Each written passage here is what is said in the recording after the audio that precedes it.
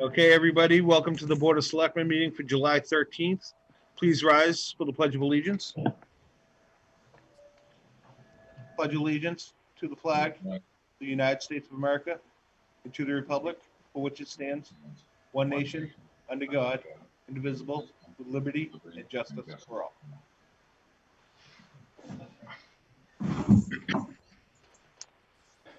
Okay, thank you. I'm going to read two things. We had two people pass away that were dear to our town. I'm going to read two quick blurbs and then we'll have a moment of silence immediately following. First is for Marcia Ann Crooks. Marcia passed away on July 3rd. She taught and served as Director of Physical Education and Coordinator of Health Education in the Abington schools for 37 years. Marcia was also Abington's head coach for women's basketball, field hockey, where she never had a losing season, softball, and track and field. During the 1960s to early 1990s, she was an officer of multiple regional and state girls and women's sports organizations and was founder of the Girls State Basketball Tournament. After retiring, Marcia traveled through the U.S. to compete in the Senior Olympic Games and was a medalist at every meet but two. Whatever activity Marcia participated in, she always gave it her all, and her legacy lives on in Massachusetts women's sports. Also, Caroline Avis Dunham passed away on July 4th. Caroline was the graduate of Abington High School and remained in Abington for many years, where she raised her family. Caroline spent many years as a volunteer at the Abington VNA. She had many interests and touched the lives of all who knew her. She will be deeply missed by all.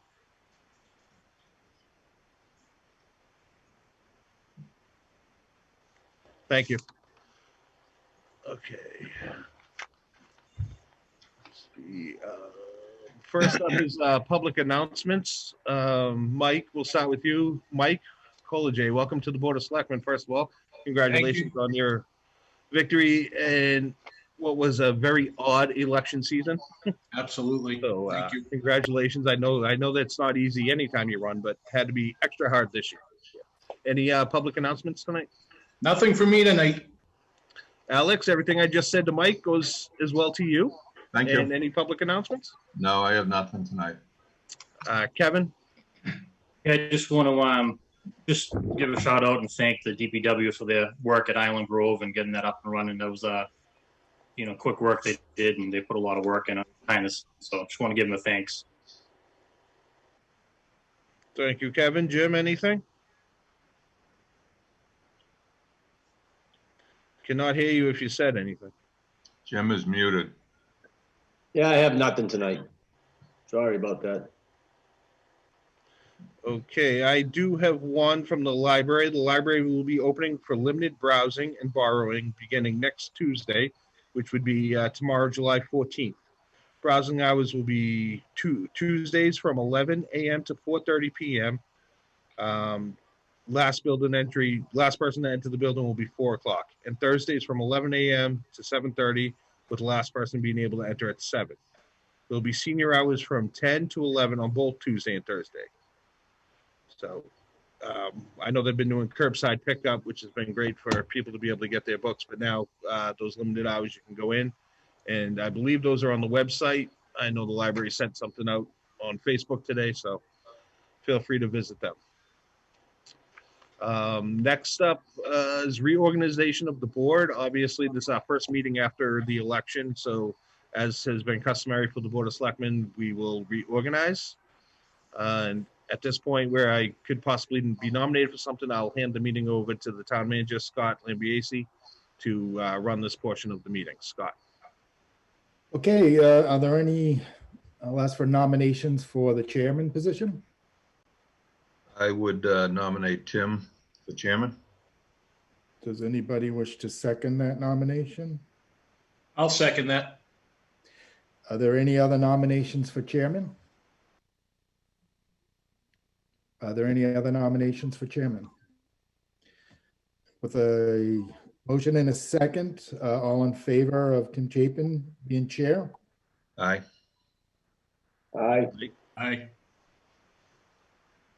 And that's unanimous. Tim, you are chair, and you could probably take it over from here, right? Thank you, Scott. I appreciate that. And thank you to the Board of Selectmen. It really is an honor that you guys would trust me with that. And I look forward to what's going to be a busy year, but hopefully a very productive one as well. And hopefully as normal as we can make it between now and next year. So having said that, I will accept any nominations for vice chairman of the board. I'd like to nominate Alex Bezanson for vice chair. It's a nomination for Alex Bezanson. Is there a second?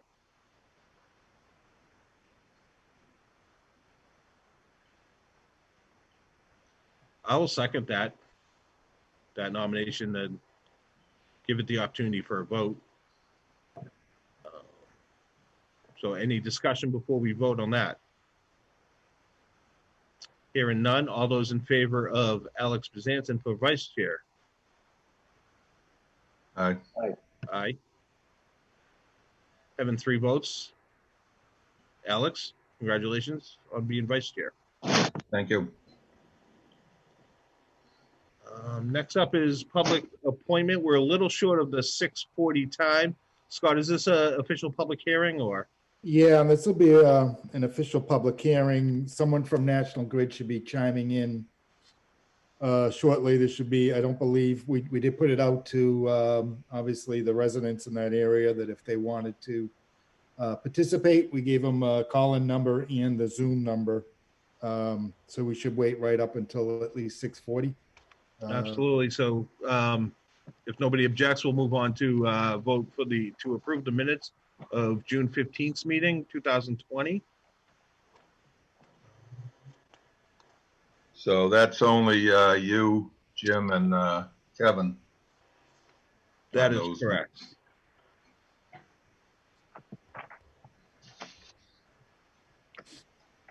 I make a motion to approve the minutes of June 15th, 2020.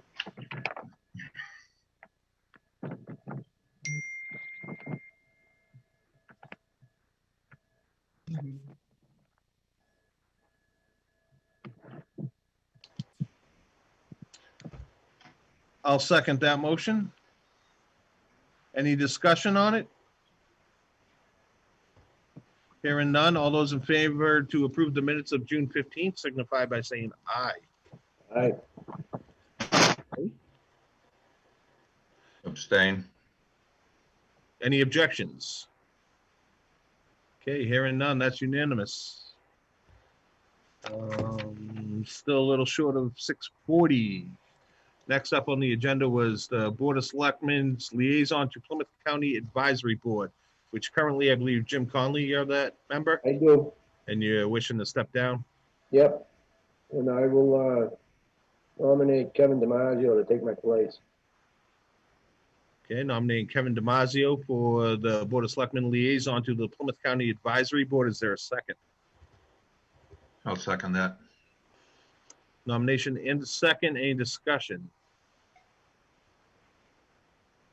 Sure, he'll Seeing do a good none, job. we will vote. All those in favor of Kevin DiMaggio being named the Board of Selectmen Liaison to Plymouth County Advisory Board signify by saying aye. Aye. Aye. Opposed? That is none. So that is unanimous as well.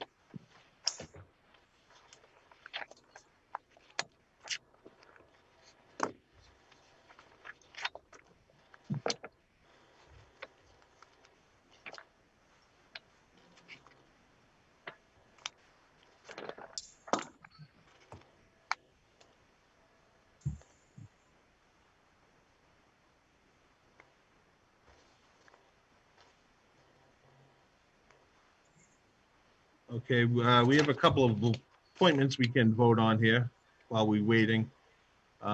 First up is Andy Burbine from alternate to voting member on the Zoning Board of Appeals. So Scott, am I right that he's the only one that's put in for that? As far as I'm aware, yep, that's all I got. We want to do them one by one? Yeah, might as well kill some time. Okay. I'll make a motion. Our National Grid guy is available when you're ready. Oh, he is? Okay, thank you. Okay, so then let's see, Ellen Delaney to Affordable Housing Committee and Richard Smith from associate to voting member on the Conservation Committee. Those are all, no, there's nobody else interested in any of those positions, right, Scott, to your knowledge? Not that I'm aware of, no. Okay, so I'll take a motion to approve all three of those if somebody wants to make that. Make the motion to approve all three. Andy Burbine from alternate to voting member, zoning board of appeals, Ellen Delaney to Affordable Housing Committee, and Richard Smith from associate to voting member on the Conservation Commission. Is there a second? I'll second that. Okay. All those in favor of those appointments signify by We saying just have a little discussion on this. The zoning board, I would hope that going into the new year, new appointments, that the zoning board becomes a little more friendly. There's been members of that board, including this applicant, that has said they are not in favor of any variances. And I don't think that's the attitude we need on the zoning board. The tax burden in this town is on the residents. We have very little commercial or business tax base. So I would hope new year going into this with the expansion of Route 18 and well, the Navy base isn't part of our zoning board, but I hope that we would be a little more friendly and outgoing to bring some commercial development in. If we didn't have variances, we would not have Stop and Shop. We would not have Target. We would not have the apartments at the Old Town Hall on Randolph Street. We wouldn't have the Auto Zone or whatever it is up there in Brockton Ave. None of those would be possible without variances. So Abington has mostly non-conforming lots, for one thing. So we need a zoning board that's going to be a little more friendly to our residents and a little more friendly towards business. So I'm just hoping that they're listening, and I hope that's what we get for results. Thank you. Thank you, Alex. I think I agree with you. And also, just as a aside too, with Andy stepping up to become a voting member, that leaves an alternative spot open for the zoning board. Yes, So it does. if anybody out there is interested in that, please contact the Selectmen's office and put your name in for that. So, And just so the residents know, an alternate member is brought up as a voting member if the three voting members are not present at a meeting. So you do have some say, and you can discuss any of the issues. It's just you may not be voting on them at one of the meetings. And the same with conservation. You have all the same powers as an associate member, except voting powers. With conservation, you cannot fill in and vote, but with zoning, you can as an associate. So by bringing Rich Smith up to a voting member, that means there are openings also in the conservation for associate members. So if you're out there watching, please put in an application, and we can appoint those anytime during the year. thank you, Alex. Anybody else with any discussion on that? No. So we have a motion and a second on the board to appoint Andy Burbine, Ellen Delaney, and Richard Smith to their positions. All those in favor, say aye. Aye. All right. Aye. Nobody opposed? Abstained. One abstention. So that is unanimous 4-0-1. And being past 6:40, in conformity with the requirements of Mass General Law, Chapter 166, Section 22, the Abington Board of Selectmen gives notice that it will hold a public hearing on Monday, July 3rd at 6:40 at the town offices, which has turned out to be the Zoom offices, to consider the request of Mass Electric Company, National Grid, and Verizon New England to relocate pole number 6 on Dorsey Street approximately 20 feet southwest of its existing location. Having read that, I will accept a motion to open the public hearing. I'll make that motion. Thank you. Do I have a second? Second. Okay, motion to open the hearing is made and seconded. All those in favor say aye. Aye. Aye. All right. That is unanimous. The public hearing is open. So I believe we have a gentleman here from National Grid. Is that Is that you, Tim? It should be Tim Good Lifer. evening. Thank you for joining us. I know it's a pain in the butt doing it on Zoom, but It is interesting. all right. So what are we looking to do? So we're going to be petitioning to relocate existing pole 6 on Dorsey Street. It's going to be relocated approximately 20 feet southwest of its existing location. And this is to accommodate the new driveway for the development that's being built there. Currently, it's right in the middle of where the driveway is supposed to go.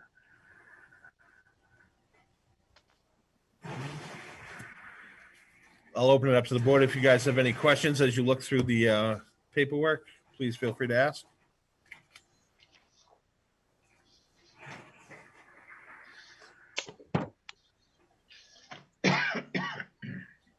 Is this the only pole in that area that needs to be changed?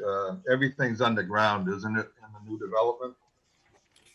I believe so. Yeah, this is the only pole that we are planning on relocating. I believe the development will actually be fed from the new pole location as well. I see.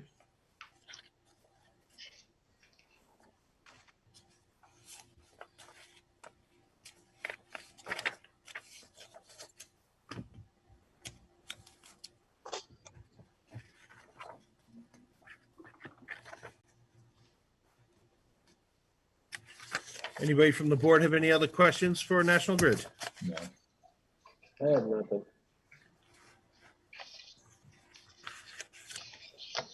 Okay, hearing none. Scott, you said there's no abutters on this meeting right now?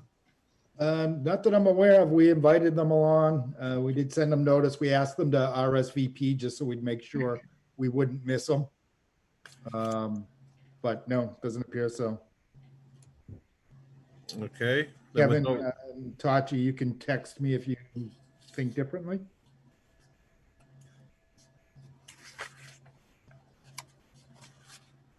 Doesn't appear Okay, so. with nothing from the abutters and nothing further from the board, I'll accept a motion to close the public hearing portion. Motion to close? Is there a second on that motion? Second. All those in favor of closing the public hearing signify by saying aye. Aye. Aye. That is unanimous. The hearing being closed, I'll accept the motion to accept or reject the proposal by National Grid. Motion to approve proposal by National Grid as presented. I'll second that. Any discussion? Hearing none. All those in favor of approving the motion by National Grid to move the pole signify by saying aye. Aye. Aye. Aye. Any opposed? Hearing none, that's unanimous. Tim, thank you for joining us. Thank you. And enjoy the rest of your evening. You too. Thank you. Thanks. Okay, moving right along. Next up on the agenda, vote on reappointments. We have Steve Wakeland, Community Preservation Committee. Thomas Petruzzuelli. If I'm butchering that name, I apologize, and feel free to correct me if anybody knows the correct way. Geraldine Carini for Commission on Disabilities, and Paul Joyce Surplus School Building Committee. So those are all reappointments with nobody else interested in those positions, correct, Scott? That is correct. Thank you again, and I will accept a motion as a group to reappoint. Make the motion to reappoint Steve Wakeland to Community Preservation Committee, Thomas Petruzzelli to Veterans Memorial Trustee, Geraldine Carini on Commissions on Disability, and Paul Joyce on Surplus School Building Committee. Is there a second? Second. Okay, all those in favor of those reappointments say aye. Aye. Aye. Those are unanimous, so those will be reappointed onto those committees. And please, once again, to anybody who's watching on Abcam, go online, check out the openings. There are still some openings on some committees that do some really important work. So it's really not a lot of your time. A a lot of people are afraid to get involved. They don't have the time. It's really not too bad. So please consider helping out. Is it renamed the Commission on Disabilities? I don't see it on the list we have here in the packet. What list are you referring to?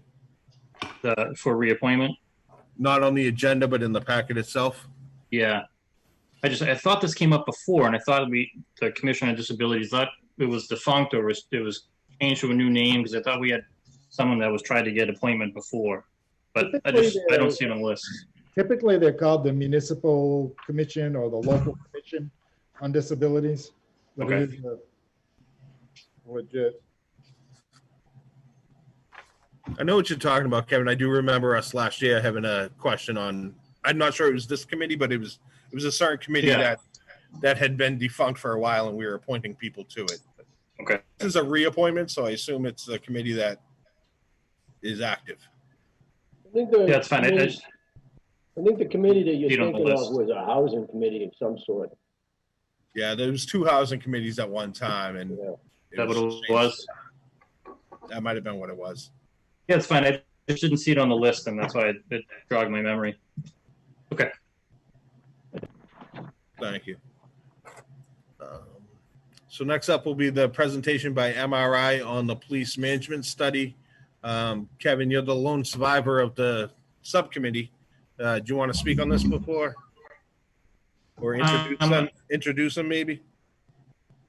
Before we get started no, I mean- on that, I'd like to speak on it. I have a few problems with the report, the way we're presenting it.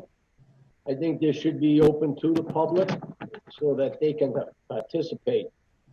I'm just not comfortable with going through this and then putting this out on TV for them to watch us. I think, I've been asked for a few times to get a copy of the report, and people are interested, and I think we're gonna get questions.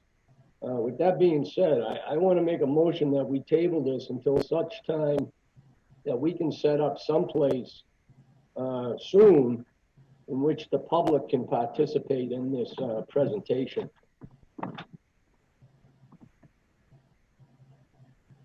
What, Scott, I'm not sure, you obviously weren't here when this was started, but what was the RFP? I had heard that it was supposed to be a public hearing also. Well, on the first of all, presentation. this is a public meeting. The RFP is requirements that we set down on what we would expect for a delivery, but we're the ones who can adjust how that delivery method would come about.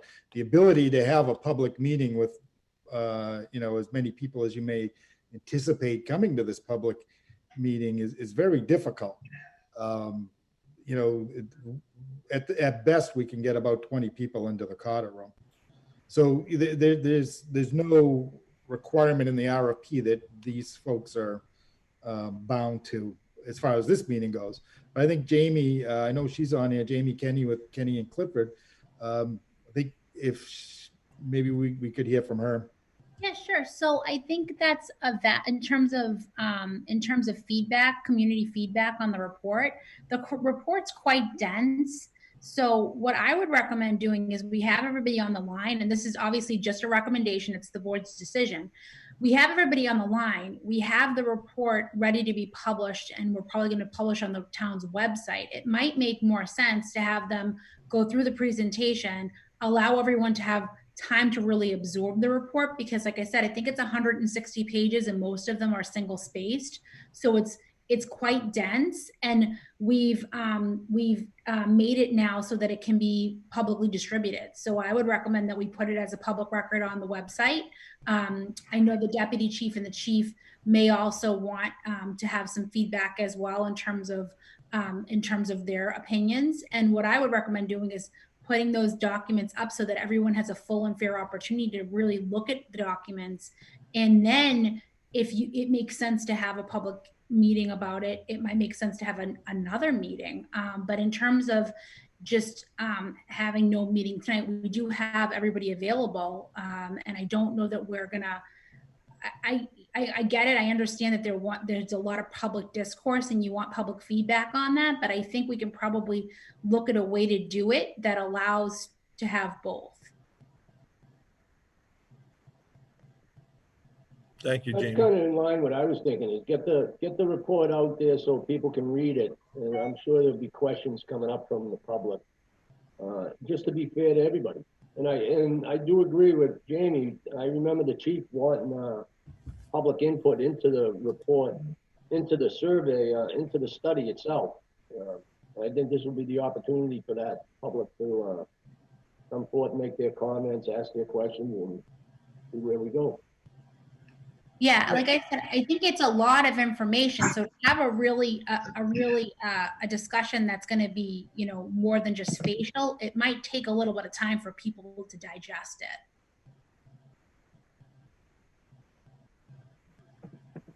Yeah, I think a lot of people have worked hard for a long time on this. I know this has been at least 2 years in the making from time we started discussing the possibility of this to now.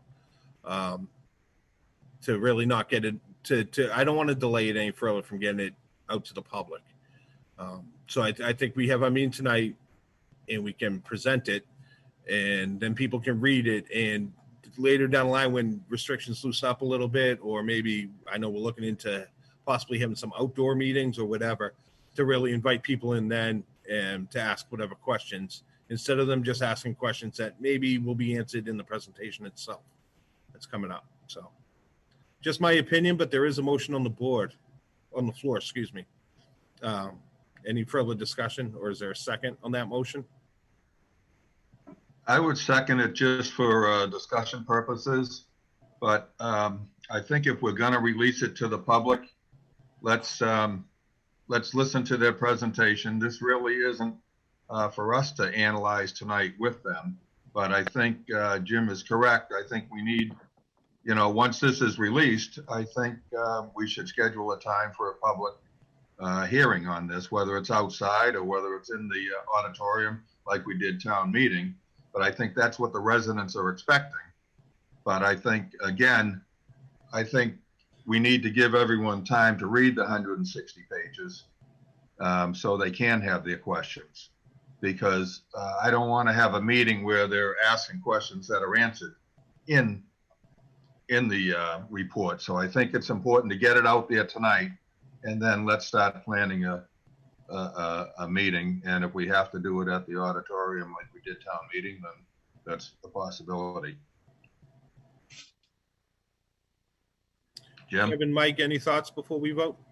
To Alex and Jim's point, you know, there definitely needs to be some public discussion down the road, sooner than later.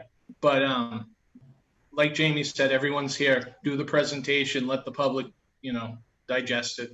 Yeah, and just so people understand, I know we haven't even presented the report, but this is a working report. This isn't something that's just done tonight. You know, there's a lot of good suggestions in there that we're going to be working on going forward. So this isn't the last you're going to hear about it. And we're certainly not trying to hide anything or sweep anything under the rug, but I just think it's good for us to present it and then take questions on it afterwards. And as we go forward, there'll probably be more than one more meeting, at least where this is on the agenda. And we have, So Tim, Scott, this will be available on the town website tomorrow? Yeah, we'll be able to make this available as soon as possible. I don't see any problem with it. Some point tomorrow, I'll check with IT and make sure we can get a link for it. Okay, great. I agree with that. I'm not opposed to doing this tonight as long as the report gets out to the public and that we do plan a public meeting if it shows that we need one. With that being said, do you want me to rescind my original motion and make a motion similar to that? I'm sorry, Jim, I'm having trouble hearing you. What'd you miss? Jim, you could just withdraw your motion. I'll withdraw my motion. Okay, thank you. And as long as we're gonna have a public hearing at some point, that's my concern, is the public needs to be involved. And by public hearing, you mean just an opportunity for them to speak and ask questions, correct? Right. Okay. Informational Yes, presentation, whatever you want to call it. sure, I agree with that. All right, so yeah, I withdraw my motion.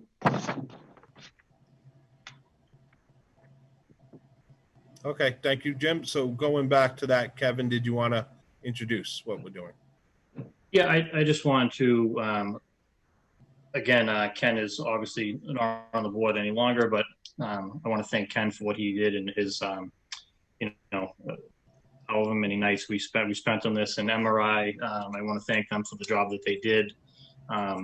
Their previous work spoke for itself. And as people and the residents will see, this is a very thorough, in-depth report. So I'm very happy, and I know the town will be very happy with this report once they see it.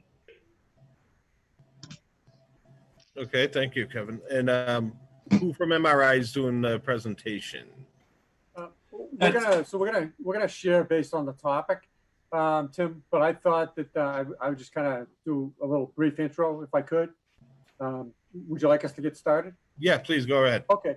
So my name's Alan Gould. I'm president of Municipal Resources Inc., otherwise known as MRI.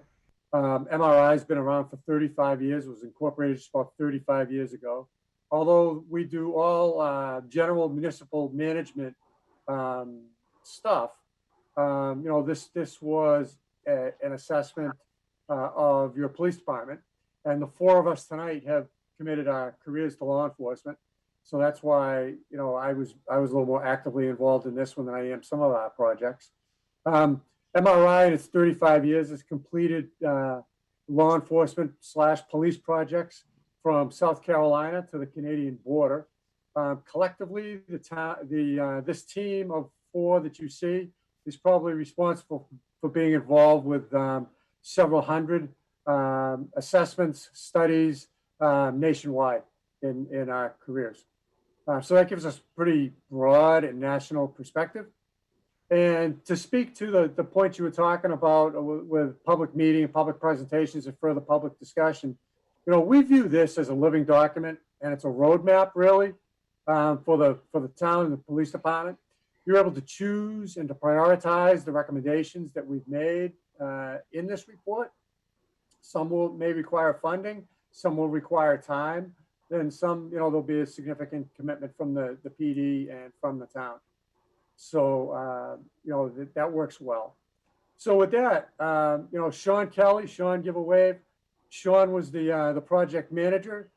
Dave Kurz, go ahead, Dave, give a little wave. Dave Kurz and Neil Willett were primary consultants on this as well. So with that, I'm going to turn it over to Sean. Our intention here is that we have a pretty short PowerPoint presentation. We'll present just the major topics, some of the major takeaways in the slides, and then each one of the consultants will speak to the recommendations that are related to those particular slides. So if there's no questions for me, I would turn it over to Sean, and let's see if we can get that PowerPoint pulled up and see if we can make that work. Everybody at MRI is now holding their collective breath while I try and pull this off. So far, so good. There we go. Okay. So,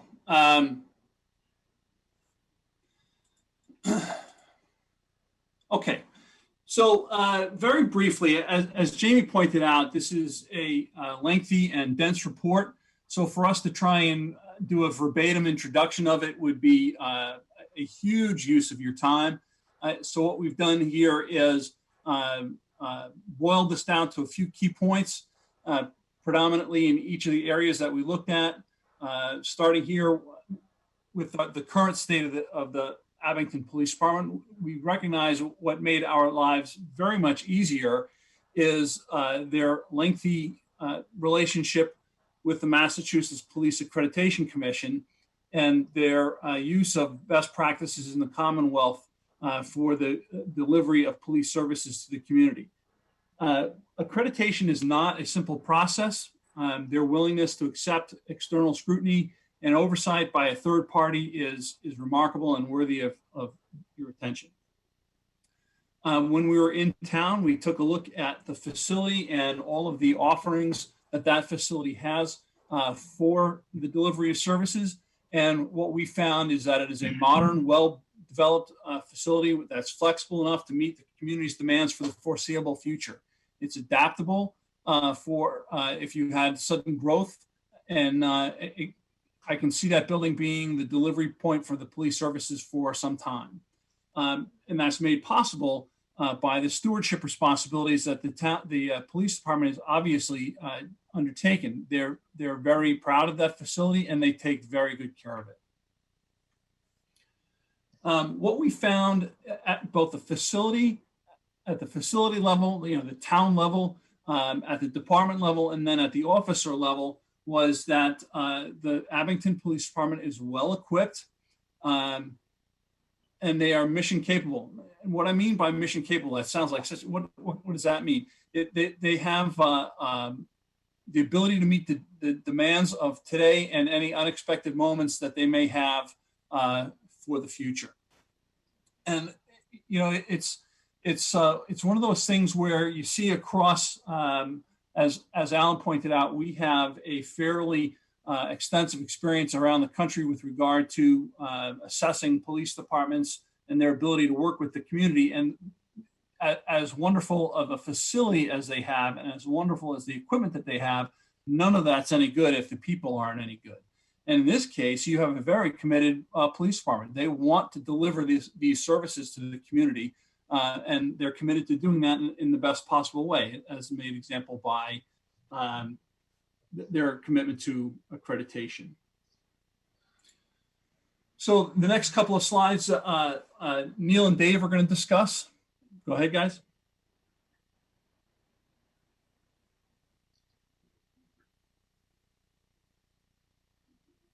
Not sure where Neil went. This was more of an area that he had focused on, but the current table of organization, where the span of structure and who oversees what division, that kind of focus was determined to us to be in want of being updated with an idea of a more defined responsibility. And this is the description of the current. And this is somewhat technical, and we don't want to spend a lot of time on it, other than if you go to the next slide, we see an opportunity to have two structured organizations or divisions, one overseeing the operations. We're suggesting a lieutenant, but that's, again, it's just a title, could be anything. But that would essentially oversee the group of people that you see here, the patrol staff, the detectives, the school resource, things that fall under that operation component. The other lieutenant, or again, whoever you would name that person, would oversee a lot of the administration functions that somewhat are behind the scenes, but make sure that how a department is functioning in delivering services to the community. And you can see the array of titles that would be there. So to us, our recommendation is what you're seeing, and to work towards. It doesn't have to be done all at once, and that's, I think, the beauty of the way we try to present these recommendations. I refer to it as somewhat of a cafeteria plan, where if you're in a cafeteria, you're going down the line, you can pick off the dessert or the salad or whatever it is you'd like to do, but you can do it in a structured, organized, piecemeal way without, turning the organization upside down. But this would be our recommendation in a nutshell, essentially. And basically what we're trying to recommend, I'm Neil Willett, by the way. Nice to meet all of you. We're just recommending that you restructure the department into two divisions or sections to better balance the load of work, the chain of authority, and the organization of work. And with that, it'll improve the overall distribution of the work at the command level, while improving span of control within the organization.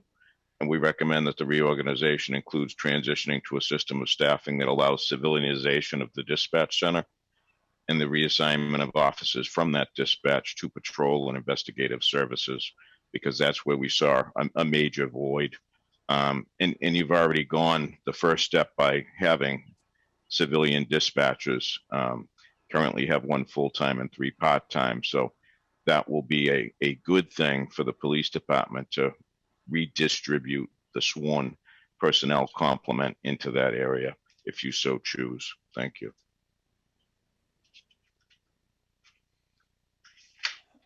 Selectman, you tell us, this is your show, so to speak. How in-depth do you want us to go into the nitty-gritty of our recommendations before we move on?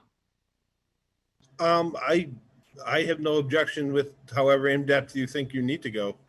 I don't think any of us want to be here till midnight, but other than that, you know, there's no reason. I don't see a reason not to. Okay, so I'll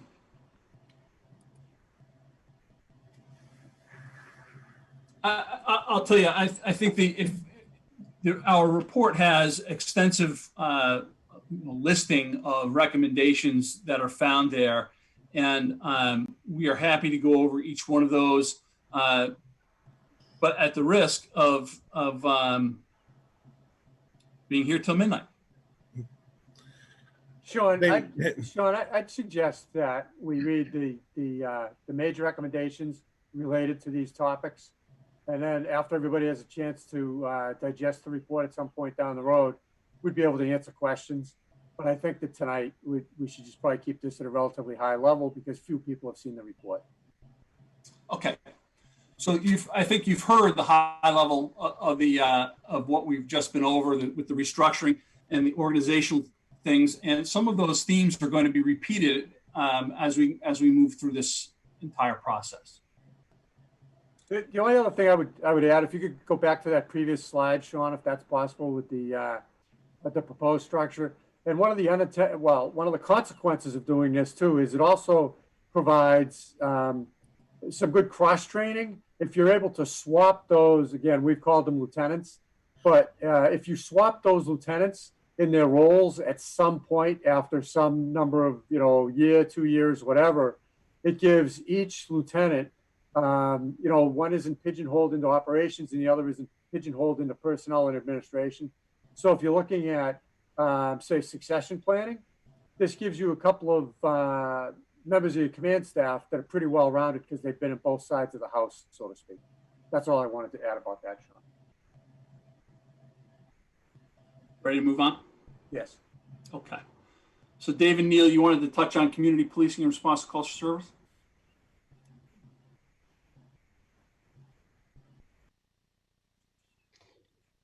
That was Dave's topic.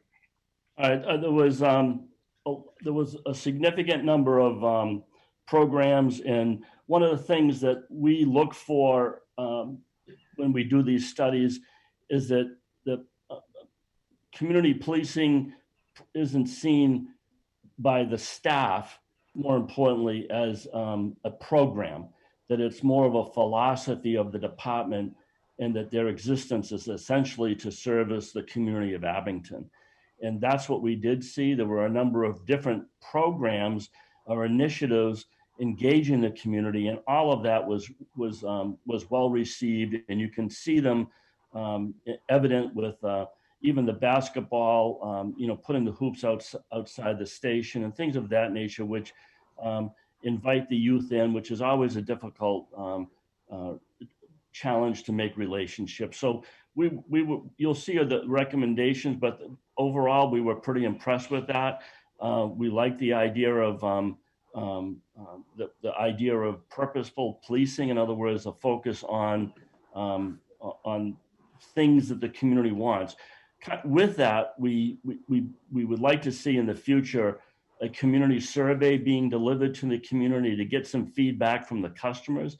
The department seems to embrace the the delivery of services as a business. In other words, trying to satisfy the customer. And I think that could be enhanced by one of the recommendations of doing a community survey in the future.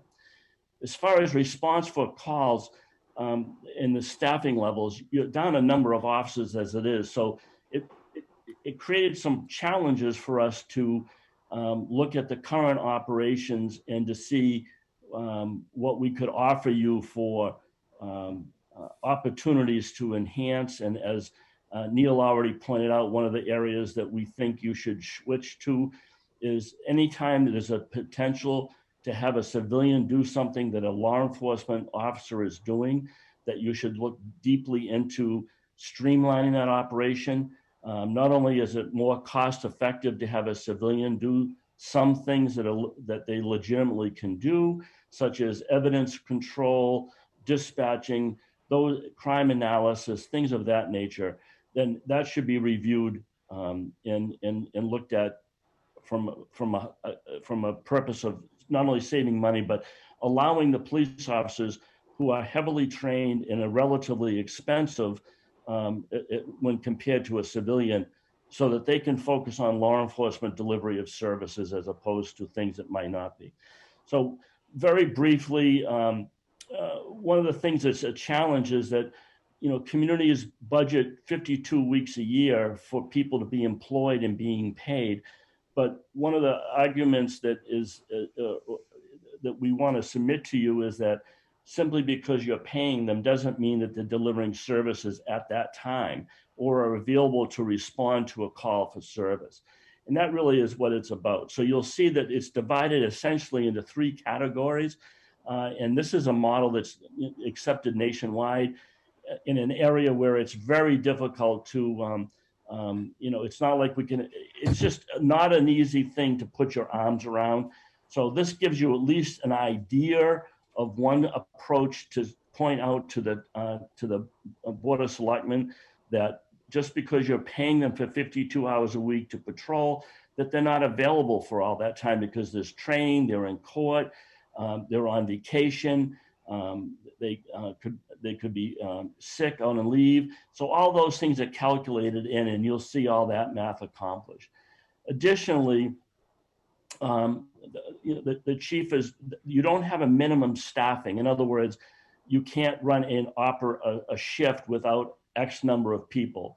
And then in this case, because of the challenges with personnel that not only is the Abington Police Department facing, but police departments across the nation are facing, is that you're trying to provide services in a timely manner to citizens who respond, who ask for the response. And the essence of that is that when somebody picks up the phone to call the Abington police, they don't particularly care about other things that are preventing the officer from coming. They want them there, and they want them there immediately. And that's one of the things that we were seeing positive, and this is somewhat subjective, but we're seeing, because there's no complaints that we had noted on response to calls for service, we have to make a educated assumption that the community is satisfied. And that's one of the reasons why we're recommending a community survey, because without that data, that's all we're able to do. And so far, we'd have to say that your community is satisfied. And so while all of these exercises that we attempted to do to provide you with some information, what it really boils down to is what you want as a customer. How many police officers are you willing to afford? How many officers do you want on your department? And what we're thinking at this point is our best recommendation to you is that you're down low now because of the vacancies that you have, but were you to full staff, we believe that you are probably right where you need to be with the number of officers that can adequately handle the current workload that they've got on their plate. And the calculations for all of that can be found in the written report itself. We go through some pretty extensive calculations to determine that, but you'll see those in the report.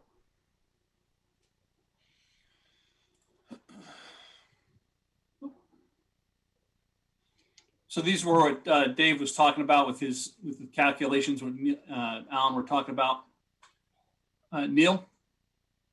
Yes, the organization and operations, we looked specifically at those areas, and any agency that's having trouble recruiting and selecting and training officers is always balancing the opposite of trying to fill minimum staffing, and with that, you're always going to have forced overtime. So when we looked at the study and looked at some of the contractual language and obviously spoke to people, that's not an easy situation for people when they're continually forced. So we looked at some of those activities, and we've made some recommendations in that to try to sit down with the labor organization and the unit employees, and even informally try to come to a better solution on how you're filling scheduled overtime, and really trying to look at using forced overtime as a last resort. And the recommendations I'll go over in just a minute. Emergency management, we looked at policy versus practice. And just so you understand, the emergency management also encompasses high risk areas, suicidal people, barricaded suspects, things of that nature. And we wanted to make sure that the policy met the practice, as well as MetroLEC serves your regional area as the regional SWAT team or stop team, whatever you want to call it, that comes out to emergencies. They have trained negotiators and people expertise in trying to minimize these serious incidents and prevent anybody from being injured and hurt. And one of the things we noticed was there wasn't a lot of clear definition in the policy to identify to your people, especially the first responders, the dispatchers, the patrol supervisor, and the first officers on scene when they're talking to these people that are reporting these types of incidents, at what point they should decide to do the call out for the MetroLEC. Obviously, they're going to contact the deputy and the chief of police, but just to better identify what they should be thinking about. And also even look at the possibility of having some kind of risk indicators where they can check the box, just talking to the people of these situations, where they could go through a list of predetermined threat assessment type of situations. As we all know from being on the sidelines, when these serious incidents happen across the country, whether it be a school shooting, a mass shooting, threats, mental health issues, the FBI generally assesses these major incidents, and they come up with a punch list of things that probably heighten our awareness if they're contained in the scenarios, and that's what we're suggesting. Just make sure that the policy can help the people in the patrol force as much as possible. And then the criminal investigations, unfortunately, due to the fact that your staffing is down, you haven't been able to deploy the specialized detectives, investigators that have specialized training into all the investigations. As far as the follow-up investigation, the preliminary investigation always falls to the patrol officer, and it's a great idea to allow the patrol officer to carry some cases as far as they can, because it enhances esprit de corps within the agency, and it gives them potential growth, and officers generally like that. But in your situation, we definitely feel that it would be imperative at some point when you can gain some employees in the sworn positions to emphasize that by deploying at least a couple of detectives within the criminal investigation division. And the same thing with crime analysis, that the more you can disseminate crime analysis information to the patrol units, share with other agencies, and get everybody on the same page regionally to try to identify trends in some of the crimes and suspect information and whatnot, it really will enhance patrol. So basically, the recommendations were we recommend that reconsidering procedures associated with posting and forcing overtime in the interests of officer wellness, this reconciliation should be implemented in the short term. We recommend that the department include policy guidance for the activation of Metrolec law enforcement services, tactical deployment of personnel in high-risk settings, identification of precautions, and the preparation of documented after-action reviews. This recommendation offered the opportunity for a quick win. And it's always good to get those after-action reports and solicit input from even the lowest level people in the organization, the first responders, the patrol officers and supervisors, so that they can offer their take on the situation to try to make things better in the future. And MRI recommends the Abington Police Department expand efforts to train officers in crime scene management and criminal investigation for first responders with the multifold effect of improved investigations, law enforcement, and qualifications of candidates for specialized assignment as detectives. Thank you. Okay, I'm going to cover some areas within the management of human resources. And so far, everything you've heard is labor-intensive activities at the police department. And some of the things that Neil was talking about with respect to emergency management and patrol activities and criminal investigations activities, all are reliant on staffing. So over the next minute or so, I'm going to talk about recruiting, selecting, training, promoting, all the things that are relative to the human resources side of your police department.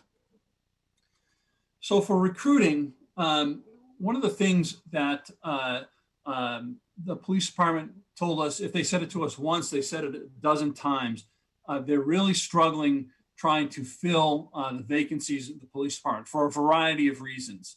And when we reviewed some of the things, we started at the base level of looking at, what does the town look like? And in this instance, you have more than 90% Caucasians and about 52% females. And so what we would expect in terms of the staffing levels at the police department is a police department that's reflective of that population. So the female the female recruitment has been a problem, and Neil's going to talk a little bit more about civil service implications on this in a few minutes. But we think that every effort should be made and redoubled to identify qualified females to come on the police department. Now, those efforts may be somewhat stymied over time because of the involvement with civil service, but that's okay.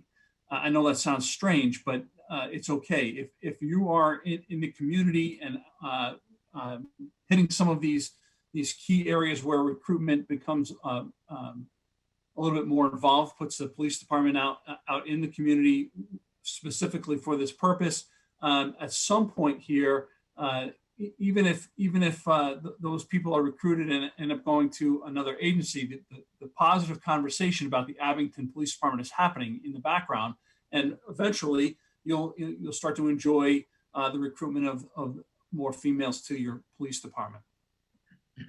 One of the things that we heard, and you see here in quotes, is this recruiting out of desperation, and I understand that. With 60%, it's being reported by both IECP and PERF, the Police Executive Research Forum, that the estimates are that recruitment events and testing for entry-level police officer pools is down 60% across the country, where there used to be a dozen, 2 dozen or more for every candidates for every position. Now it's almost nobody. And one of the things that we talk about at MRI is you're better off leaving a position vacant than you are filling it with the wrong person. So as desperate as you may feel that you are as an organization, we recommend that you recruit for your culture and that you make sure that the people that you select to be your police officers are the right people, because they're going to be with you for a long time. And again, as I said, Neil's going to talk about some of the impacts of civil service later. One of the things you asked us to look at was your auxiliary officer program. As a general rule, we like the auxiliary program. It's an opportunity in a slightly different environment for you to kind of test the waters with particular candidates. In this instance, until you resolve the civil service question, it doesn't have that opportunity because the people that are on the Abington Police Department Auxiliary Force are not required to get there through the civil service process. So in other words, if they were a auxiliary with Abington Police Department, they can't just move on and fill the next vacancy on the full-time force. These are men and women that are oftentimes just about volunteers. They're dedicated to your community. They are willing to stand there in traffic at your community events and times of emergency. But they may be called upon because the community looks at them as police officers, regardless of whether they're a full-time or a part-timer, and ask them to provide a service that they may be ill-equipped to provide. And when I say ill-equipped, it's not a willingness to provide it. It's just that they don't have the same level of training and experience that your full-time Abington police officers have. The Abington Police Department, currently the full-time officers go to an academy put on by the Commonwealth, and the part-time officers, the auxiliaries, though they also attend training through the state, it is half or less than half of the amount of training for entry level. So what we would recommend is that you start to look at doing a crosswalk between the training and the types of tasks that they might have to perform. And training is expensive. When you're talking about a full-time force that needs an extensive amount of training and then a part-time force to bring them up to the level of a full-time people, it's a commitment. This notation of risk of patronage appointments, that is the very essence of civil service, why civil service exists. And this is more to point out that, again, as Neil's going to go through civil service later, there's going to have to be some oversight at the chief level to make sure that the recruitment and selection processes are carefully applied for the auxiliary program to ensure that Joe Snuffy's not being appointed because he's buddies with the mayor or some such thing.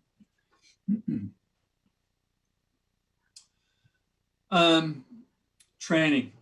This is one of the things that I think any one of the four of us will tell you is, aside from the recruiting and selection process, the absolute critical personnel process. You almost can't do enough training. Every day, changes are coming down the pike, whether they're legal changes or technological changes that we need to be responsive to. And as many things as we do at the government level for changes, think about what your children are doing with their cell phones, and whether it's TikTok or whatever.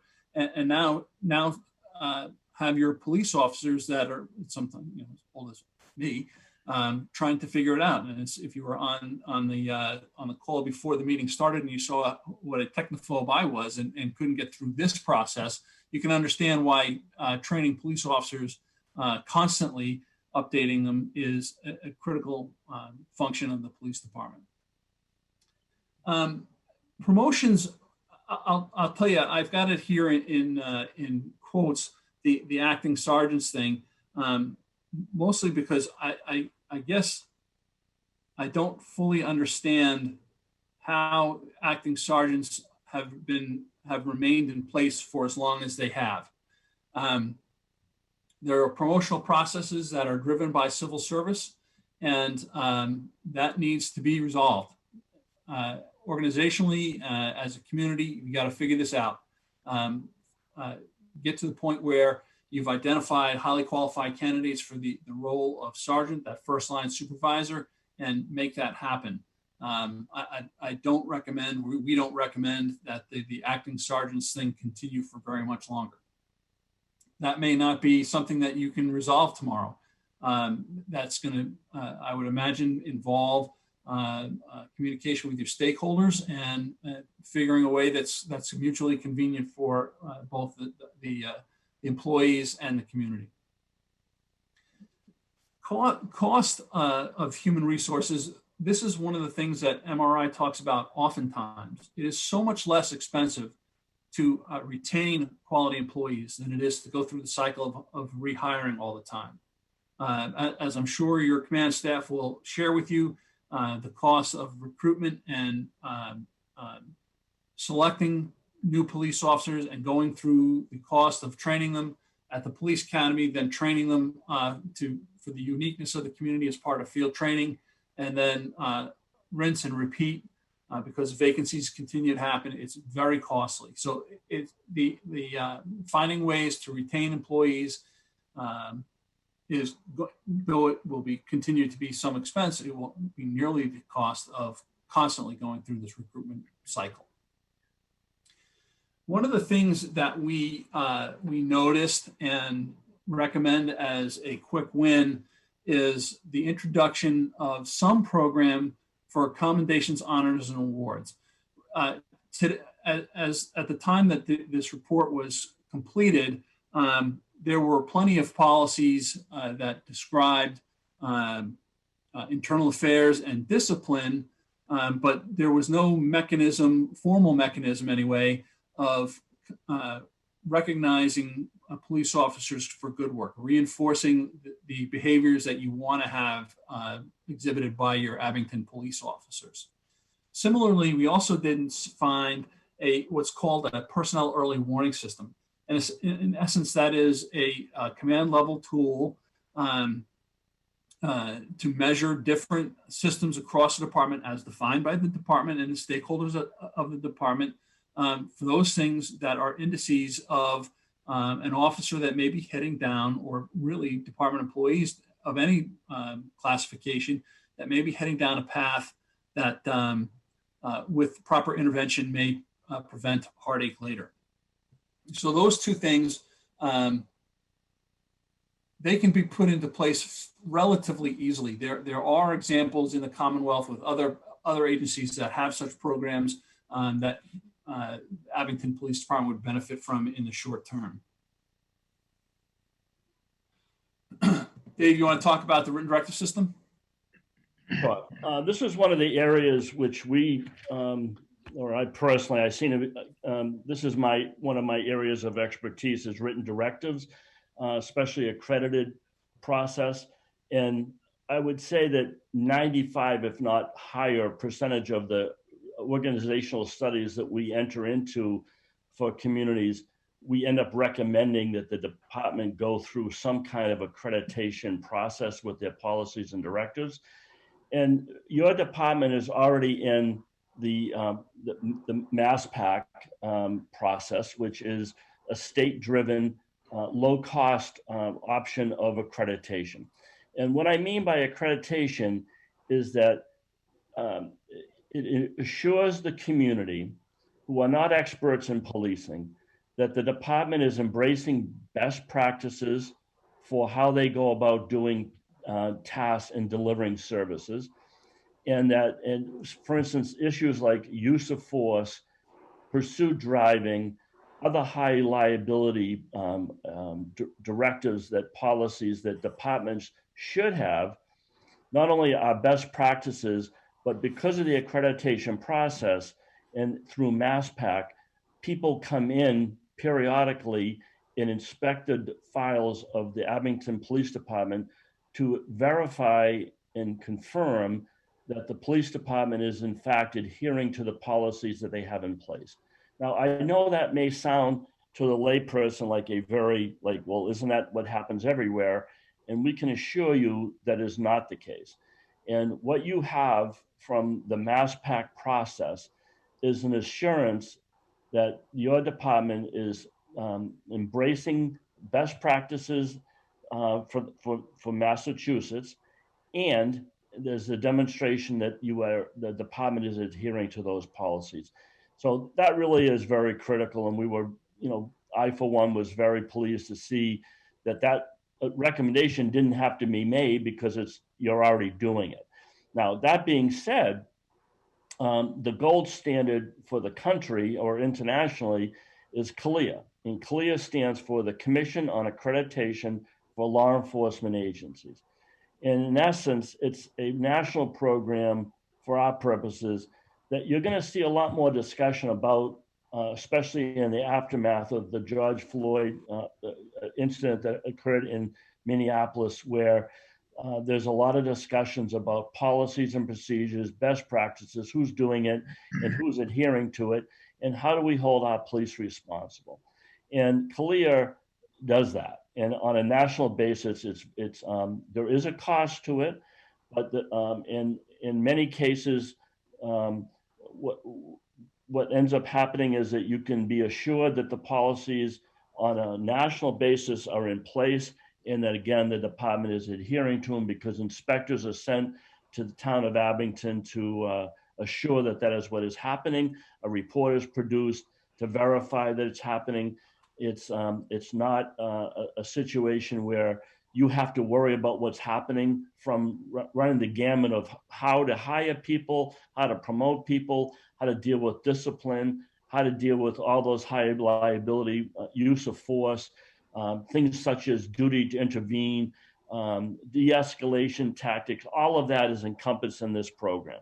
So that is one of our recommendations, that you would eventually move forward to that and obtain that.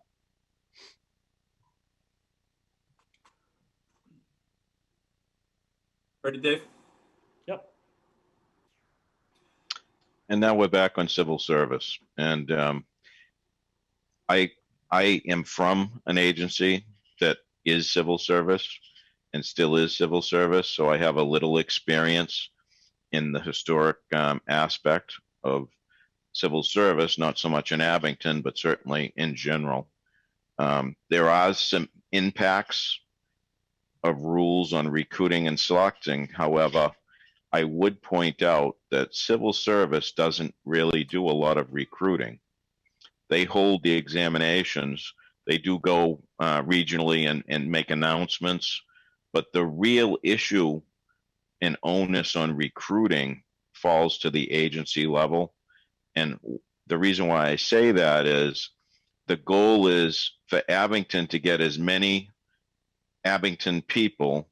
And when we talk about special populations like gender and minority, the goal, people, is to get as many people to show up for the exam as possible. You can't necessarily make sure they pass the exam. You can't necessarily make sure that they're residents from Abington all the time.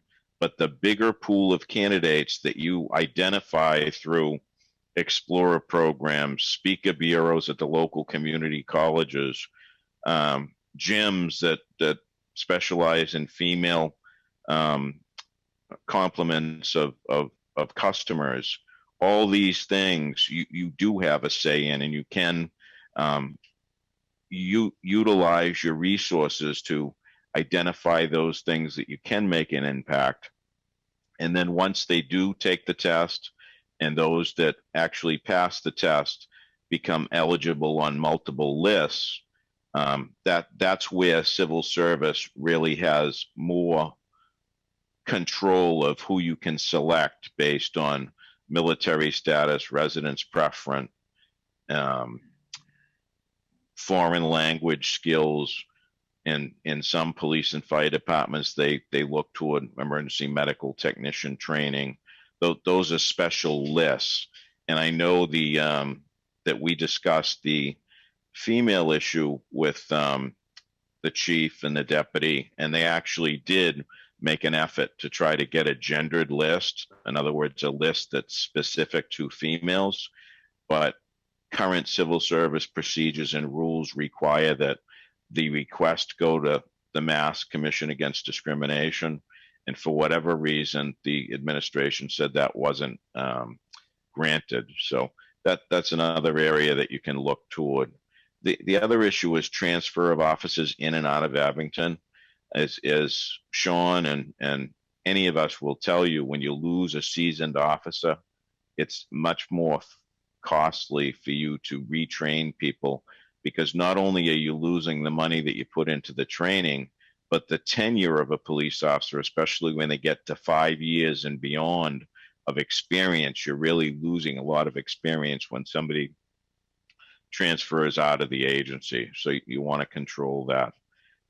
Agencies opting out of civil service, there's been a pretty good sized group in the recent past, progressive agencies with progressive chiefs who have actually decided to leave civil service, and they have group testing in a lot of cases administered by a firm that creates the test, grades the test, defends the test, and then they have wider latitude on who they can hire because you don't have those preferences still in place.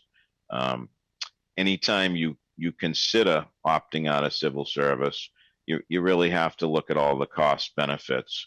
And obviously, in the case of Abington, at some point the barometric temperature needs to be taken with the employees and the employee organizations within the community to see if they're receptive to that. Because I can tell you a lot of agencies awarded contract benefits in terms of raises and monies to get their agencies to accept leaving civil service. So that's all part of the cost benefit.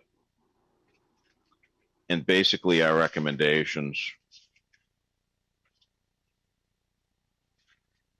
along those lines. So we recommend Abington has open communication with the police department employees and their collective bargaining unit to test the waters on their openness to explore the possibility of removing future hires from civil service process. Though staffing levels in the backlog of promotions suggest an immediate need to explore a move from civil service, MI recommends that care be taken, even at the expense of timeliness, to ensure the move is representative of the community's desires and have a long-term positive effect. And just so you people know, when agencies do leave civil service, the existing employee is grandfathered until they either get promoted or until they resign or retire. It's not an immediate change in the rank and file's tenure with civil service. So that's something you should understand.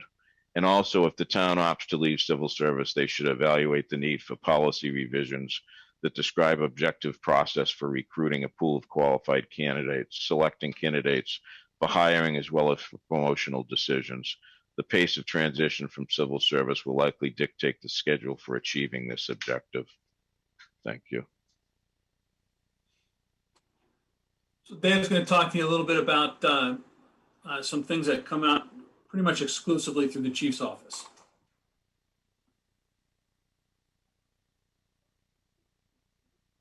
We didn't see a strategic plan that was existing. I know there's been a lot of concern regarding at the chief's office, the deputy chiefs, and the board of selectmen about the number of people who are leaving the department.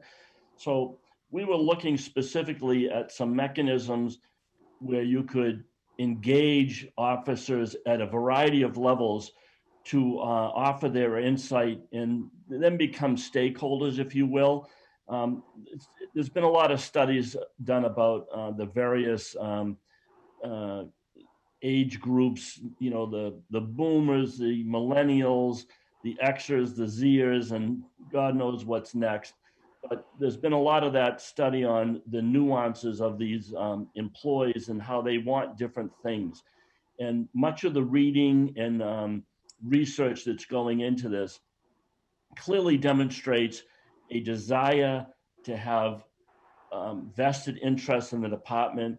So we were trying to look at a lot of things that you could do that had really no cost, that would offer an opportunity for you to engage your staff at all levels within the department.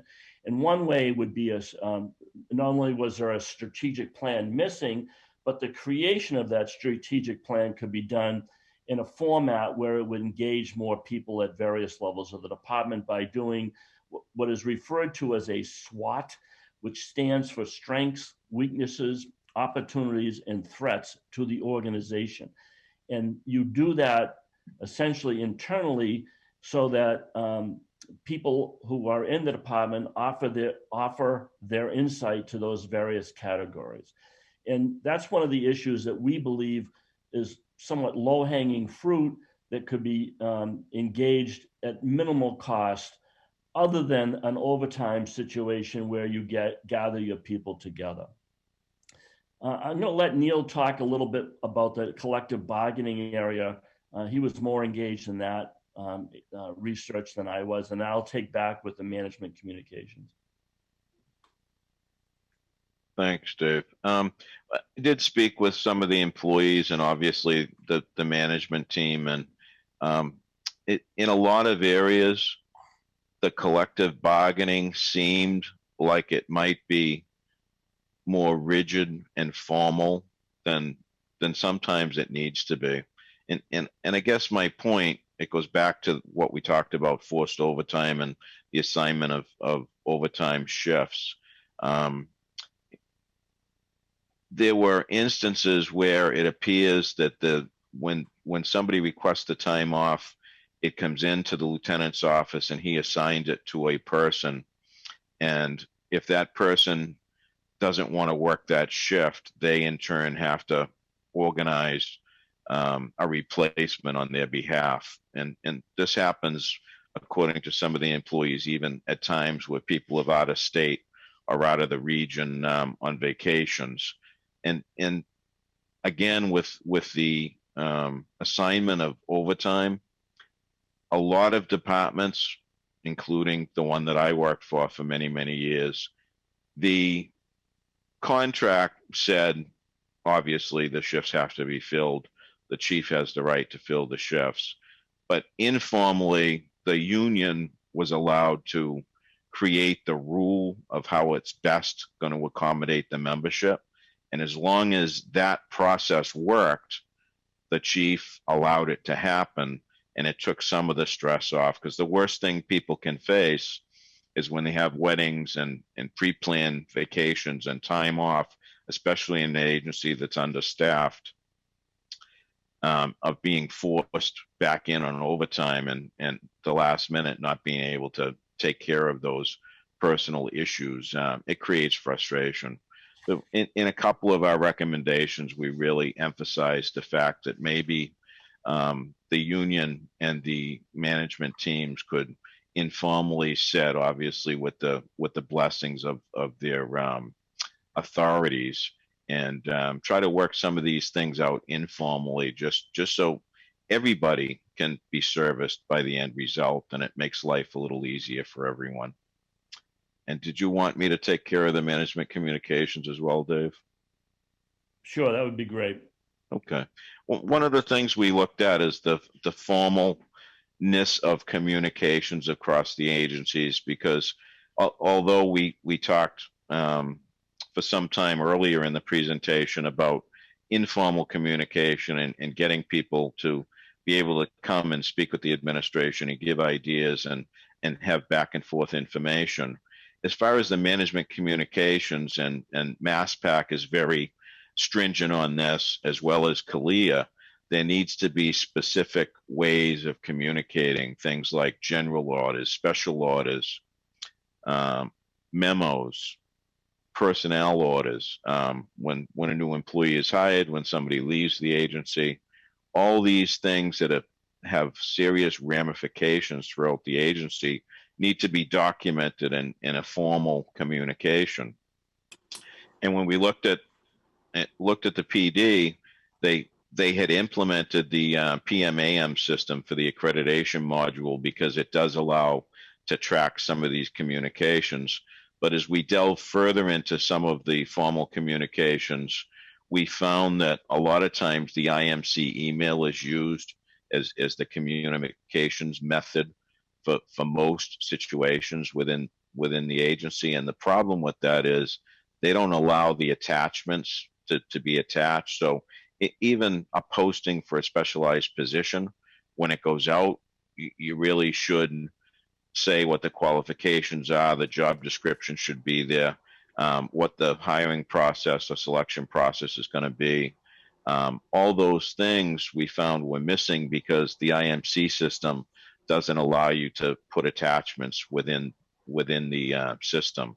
Although we were told that every employee has a Outlook email account as well, so they can communicate with external stakeholders and as well as internal. So those are the things we looked at, and we just think and suggest that things should be tightened up a little bit in those formal communications, so that those things are archived properly and disseminated properly, so it's there. I might add that communication in a small agency is still a challenge. Anything that runs 24/7 is obviously going to be a challenge. Sometimes becomes rare to see the command staff, especially if you're on nights or on weekends. So it's not easy, but that doesn't mean that it becomes ignored, that you just have to seek different avenues and multiple avenues to get the word out so that everyone understands what's happening, what's not happening in the direction that we're all going in. Neil, you all set? Yes. Okay. Okay, so I think you heard some of the themes already that you're going to see here in the next couple of slides. There is a solid foundation in policy. Some of the recommendations that you'll read as you go through that report are minor course corrections. And as Dave pointed out, the value of an accredited police department in the Commonwealth lends itself to that solid foundation. We saw what we considered to be generally appropriate capital investment, and at least equally important, the maintenance of that capital investment as good stewards across the organization for making sure that the tax dollars are being well spent and cared for. As you just heard Neil talking about, and Dave talked about with the SWOT exercises and strategic planning exercises, there are areas for improvement in organizational communications. And that goes beyond the email things that Neil was talking about. It's those cultural experiences that are expressed as part of your recruitment planning. Bringing in people that and promoting people and training people a certain way, incorporating emotional survival and resilience into the training programs, ensuring that ethical conduct, fairness, compassion, and cultural sensitivity appears in all of your different programs. Communicating what the mission of the organization is and trying to make sure that you don't have a mission creep. Understanding what the organizational values are, so that even under times of stress or duress, an employee knows that they can, as long as they act honorably, ethically, and lawfully, come Monday morning, they're going to be okay. We saw plenty of opportunities for the engagement of stakeholders. Some of the things that a linear organization like a police department sometimes gets wrapped up in is, very compartmentalized thinking and communications and so forth. But what we saw was an opportunity for the department and the governmental unit and the community to engage at a much higher level, which is going to pay dividends in the end. Those are the types of things that improve your recruitment, improve the perception of the community of the department, and enables the department to move forward. Some of the things that we talked about earlier was this the idea of reorganization for improved effectiveness. Alan touched on it with there's by expanding the responsibilities of whatever you decide to call them, whatever command level title you give them,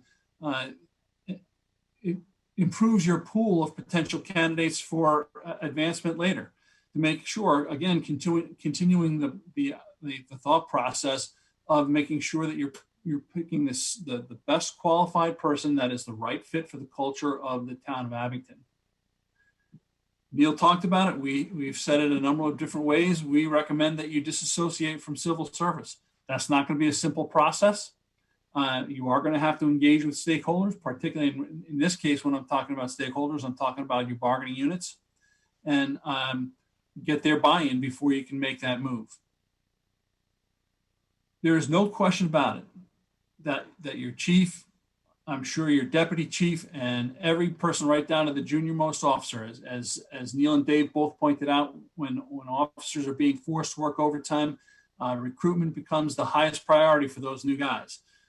So we view the necessity for an expanded recruitment effort immediately and extensively as a high priority. Every different operation of the police department counts on the staffing level being brought up to that number of 31 authorized officers.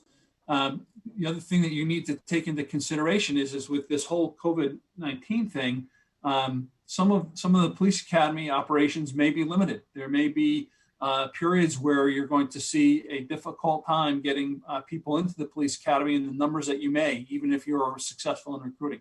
So those things have to be considered for your long-term succession planning. So that's the meat of our presentation. We are happy to take any of your questions based on what we've talked about tonight, and with the understanding that it sounds like the board is very interested in consuming and allowing the public to consume our report before any in-depth questions go on, but please ask away. And Sean, if I could just say that, that was a pretty high level presentation, and, it still took us about an hour. So if we get down and into the nitty gritty of the recommendations and whatnot, it would be certainly much, much longer. And I think it'd be much more valuable to take this up when everybody's had an opportunity to read it. I have one question only so far. You suggest more use of civilian dispatch. What is your feeling on a central dispatch? A regional dispatch? I'll start off that conversation. I'm a fan simply because I like the idea of shared services where there's an opportunity for cost effectiveness, as long as your operational effectiveness is not impaired. If you're able to partner with a neighboring agency or a group of neighboring agencies and provide a high level of service for less money, that seems to make sense to me, both as a retired police chief and as a taxpayer in my own community. Well, Mike, correct me if I'm wrong, but the fire department uses Holbrook, correct?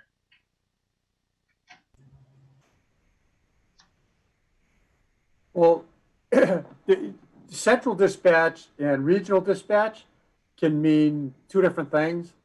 So we just have to be careful about which of those you talk about. I think it's regional is what I meant to say.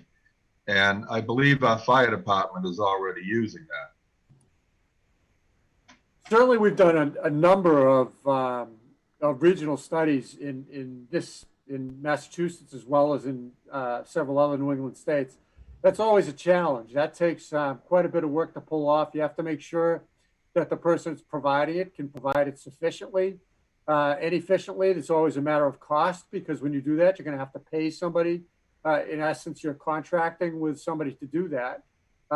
So there are significant challenges. So I think for us to be able to sit here now and tell you that works or that doesn't work, it really depends on who your regional partners are in that initiative. That is absolutely critical.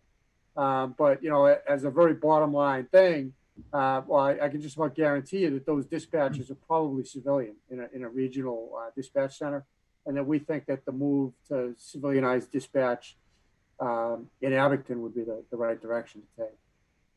Okay, thank you. As one of the considerations, that doesn't mean you can't look at you shouldn't look at the regional piece, but we'd have to look at your reasons for wanting to do that.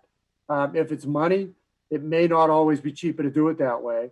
and then you look at the cost versus the efficiency of the operation in delivering the services to your specific community. And that's really where the balance gets compared. Okay, thank you.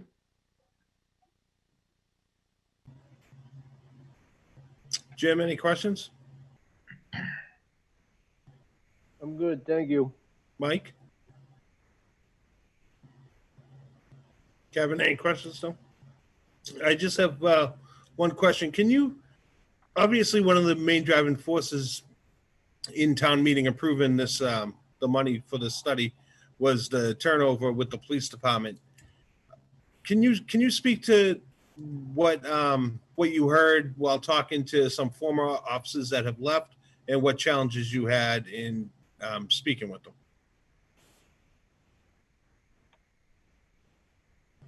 Neil, I think that you did a lot of those. I know we did run into some challenges, having people contact us, get in touch with us.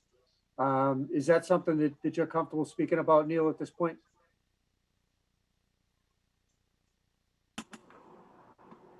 As long as town council is okay with it. I mean, I would just advise everybody that, to the degree that which we're going to talk about anything that's related to personnel, we just want to tread very lightly. If we're talking about, generalizations and staffing patterns, that's not an issue. But when we get into specific individuals and specific personnel matters, employees enjoy privacy rights under the law. So we just want to be very careful with what we're saying with respect to that. Yeah, and just to clarify my question, I in no way want you to get into specifics, just a generalization on the what you heard from former employees and maybe what or trouble you had reaching them or communicating with them. Well, I can tell you I wasn't able to talk to every employee, and I wasn't able to talk to every employee that left in the last 2 years. As a result, I ended up talking to a couple that had left a little earlier. But I think the best way I can sum it up is the general group of people that I did talk to, as far as previous employees. I posed a question: when you went to your new agency, did you obtain a raise, better pay? Did you stay about the same, or did you lose money in your paycheck every week? And the majority, with the exception of one individual, all reported that they lost money by transferring to their new positions.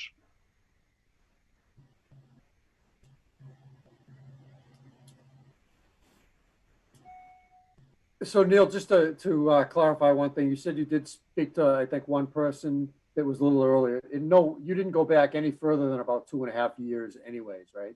I think you talked to somebody that left around 2017, maybe. Yeah, it may have been close to 3. It may have been close to 3 or just hit 3.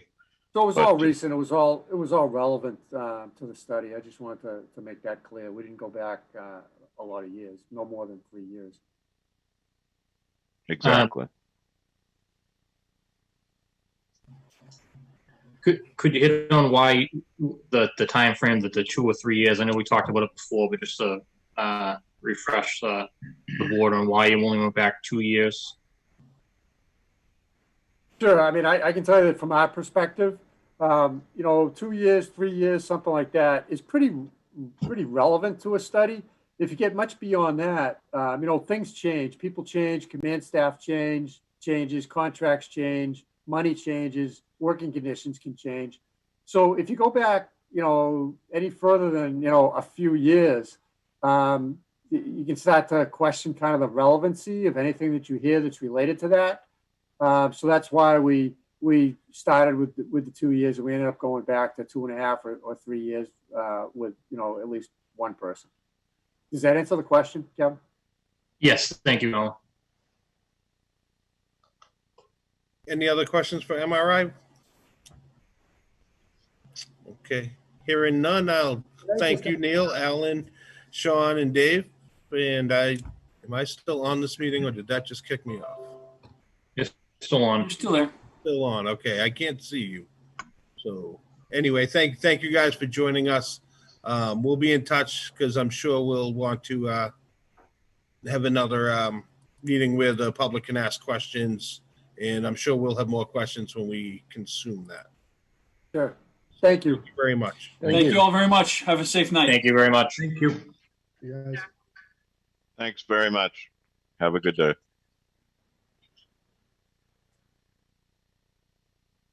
Yeah, I don't know if you guys want me to stay on or if you want me to jump off now. If we've concluded discussion on this, I could probably jump off.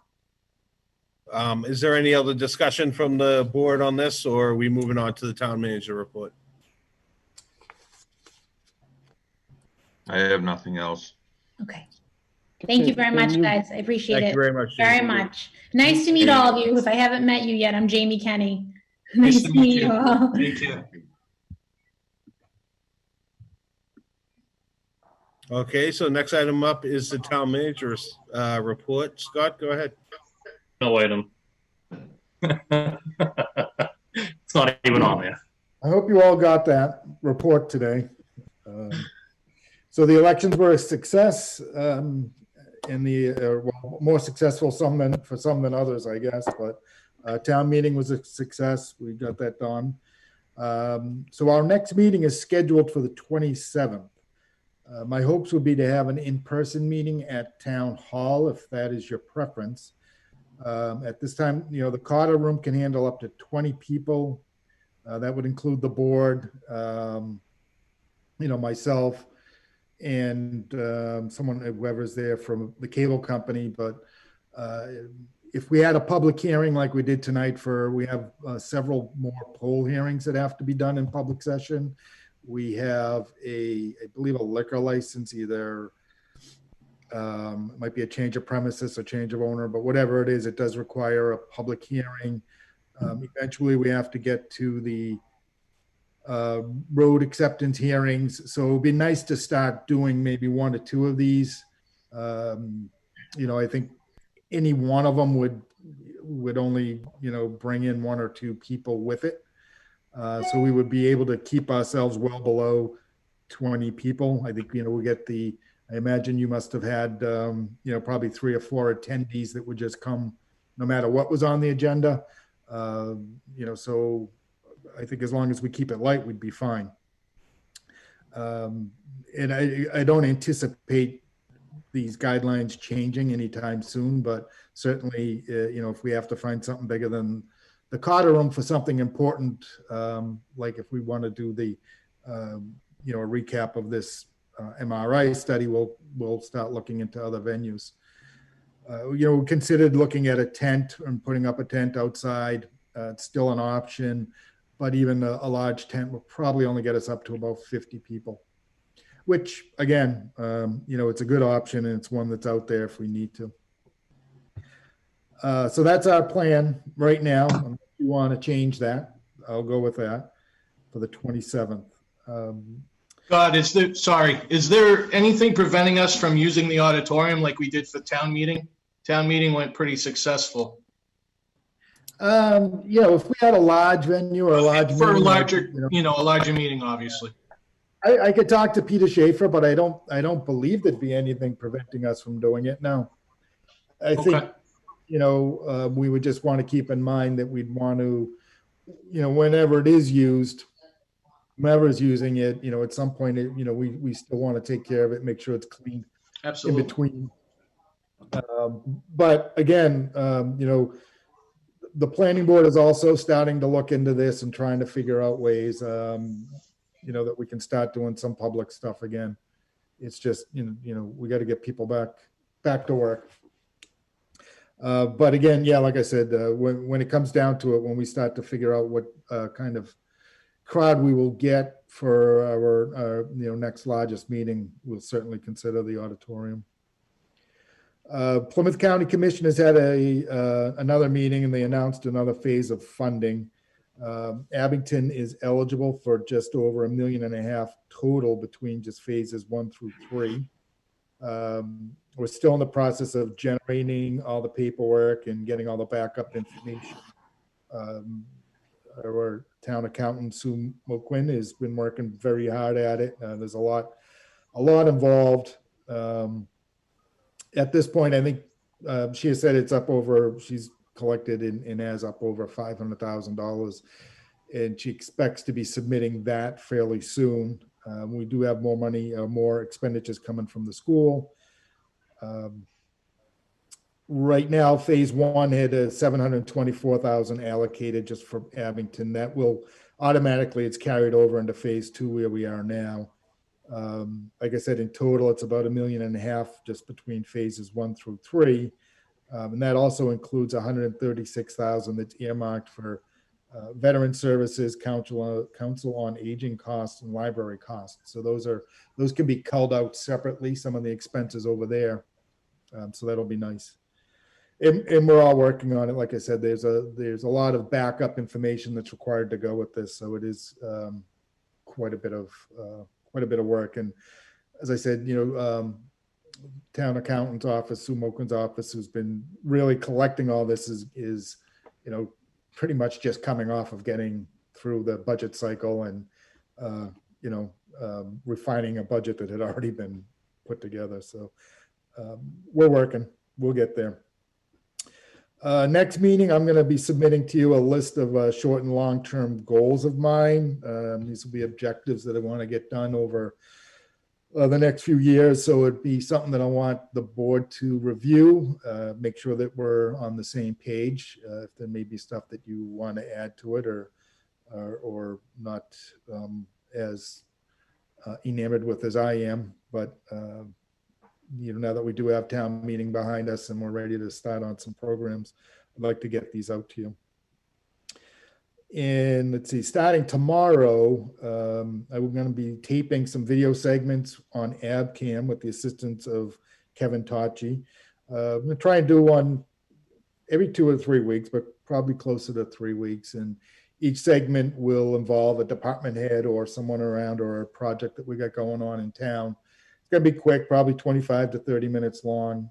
Tomorrow, I'm going to meet with Kelly with the rec department. We're going to go meet over at Island Grove and give her an opportunity to let everybody know what's going on with the summer programs, where we're at, how the pandemic has affected our summer programs, but what we're looking forward to in the future. And, we'll take it from there. Like I said, I think Alex had mentioned that he thought it'd be a great idea to, bring department heads in just so everybody can get to meet them and find out what they're all about. And I just think this would be a nicer way to do it. Give me a chance to have some one-on-one with them and air it on AbCam. That's about it for that. Recently, I've received some accolades for a couple of town employees. So I think it's important to recognize that when we do get them. It's nice to hear that, when we do something right. I'm sure you hear enough when we're not doing something right or not doing what. I'll let you know if it ever happens. Anyways, I received 2 for Chief Majensky. The first one was thanking him for resolving some speeding complaint issues that we had. And let's see if I can pick that one up. This one came from Mr. Brailman, and it was in regards to dangers of speeding on Groveland Street. Very pleased. Sergeant Sean McCollin stopped and helped stop some drivers over there, and got the information out that that the police were really going to be watching that. And anyways, we got some a great job to you and your department from Dan. We also received a letter to Chief Majensky from Juliana Dunn, who was thanking him for the work that he did with the Black Lives Matter protest or rally, as I prefer to call it. Just going on to say that he dealt with it in a very compassionate and understanding way, and helped to make sure that it was a good event and that nobody got hurt when the thunderstorms came. And rather than just shutting it down, he helped them to continue on and helped with our state reps and everybody else that was there. I also received an accolade for Deb Libby, a longtime teacher has commended Deb Libby on consistently providing expert advice and guidance during employee health benefits and retirement. So as you know, Deb Libby works amongst other things that she does, but she does handle all of employee benefits and helping us understand what's going on. And sometimes that can be a daunting task. So it's nice to see that someone appreciated all our help. And that's it. Thank you, Scott. Any questions for the town manager? Nope. I just have one question, Scott. Usually after an election, especially where we have two new members, and certainly once a year, it's good for us to have a update with town council and executive session on pending litigation. Is that something you can schedule out for us within our next two meetings, you think? Yep, absolutely. Matter of fact, I think we had touched upon that a little while back, that we would definitely do it. So I will ask Greg Corbo to do one session with you, and then probably Jamie can come in. I don't, currently, I don't think there's really any personnel issues or anything like that coming up, but I do know that, we will be beginning some labor negotiations and stuff like that. So she can come in and maybe brief you on that and some of the other services that they're providing. I don't know necessarily that Jamie's would have to be in executive session, but it might be, but certainly Greg's would be. So I'll definitely reach out to him. Okay, thanks. So hopefully we can schedule one executive session for our next meeting and then one in the following meeting. Yep. And get our new members up to date on what's going on there. Anything else anybody wants to see on the next agenda while we have Scott's here? Not as of right now. I'm sure they'll come in. All right. You know where to find me. I'll entertain a motion. Motion to close. Second. All those in favor of adjourning, say aye. Aye. All those opposed? Nope, nobody. Okay. Thank you guys. And thanks everybody at home for joining us. Take care.